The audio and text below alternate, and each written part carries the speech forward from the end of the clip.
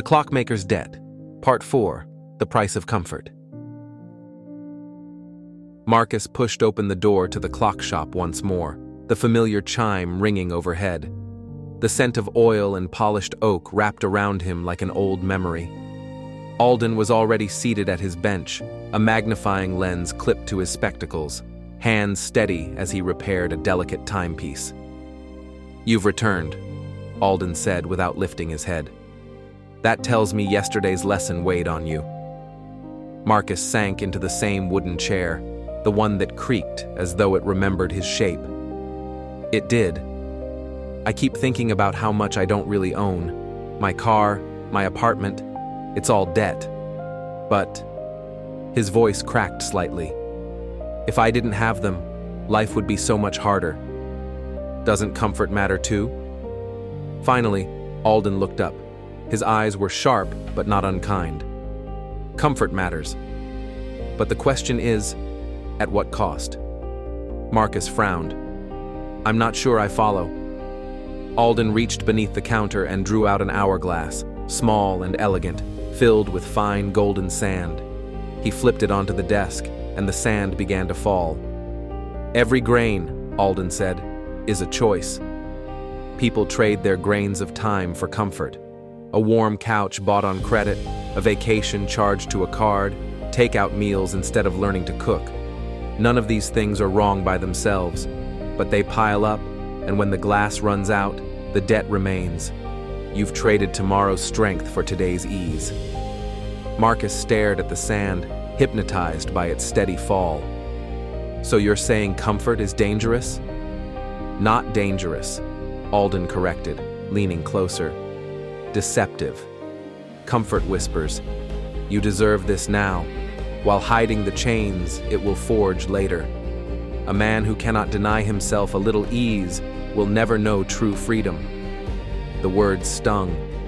Marcus thought of his streaming subscriptions, the gadgets he bought to impress friends, the restaurant meals that drained his paycheck. Each one had seemed harmless, deserved even, but they added up, like sand piling in the bottom of the glass. Alden continued, his voice softer now. "Sacrifice is not loss, Marcus. Sacrifice is investment. When you give up shallow comfort today, you buy deep comfort tomorrow, the comfort of security, of choice, of strength." Marcus clenched his fists. "But it feels impossible. Everywhere I look, people spend. They lease cars, take out loans, live in apartments that eat half their income. If I pull back, won't I fall behind?" Alden smiled sadly. "Fall behind what? Behind whom? You chase shadows of status, while time, your most precious wealth, slips away unnoticed. Let me show you." He tapped the hourglass, and the sand seemed to shimmer. Marcus blinked, and suddenly he wasn't in the shop anymore. He stood in a glittering apartment, filled with expensive furniture, glowing screens, and shelves lined with the latest gadgets. It was everything he thought he wanted. But then, as he reached for a leather sofa, it flickered, and chains coiled around it. The television dissolved into a credit statement hovering in the air. The walls shook as debt collectors' voices echoed in the distance. Marcus covered his ears, but the noise grew louder. He cried out, "Stop! Please." And just like that, he was back in the shop. The hourglass still dripped golden sand, calm and steady. Alden's eyes softened. "You see, Marcus, comfort can be a prison if purchased unwisely. But chosen wisely, earned, not borrowed, it becomes strength." Marcus's voice was quiet. "Then what must I do?" Alden leaned back, folding his hands.